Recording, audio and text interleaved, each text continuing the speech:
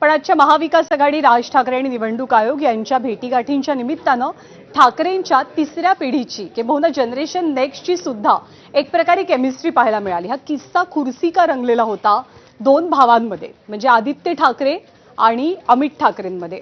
हे दोघे भाऊ जे होते या बैठकीसाठी एकत्र आले। काल खरं तर अमित ठाकरे या बैठकीला उपस्थित नव्हते, पण आज दोघे भाऊ सुद्धा पाहायला मिळाले। जनरेशन नेक्स्ट ठाकरेंचं शिष्टमंडळामध्ये आज अमित ठाकरेंचाही सहभाग होता।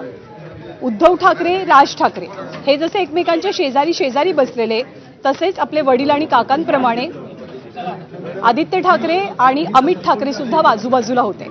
अमित ठाकरे जेव्हा त्यांची खुर्ची पुढे घेण्यासाठी आले तेव्हा त्यांना थोडीशी जागा हवी होती। आदित्य ठाकरेंनी ती जागा करून दिली। शेकापचे जयंत पाटील, ठाकरेंच्या शिवसेनेचे नेते अंबादास दानवे यांच्यामध्ये आदित्य आणि अमित या दोघांच्या खुर्च्या होत्या।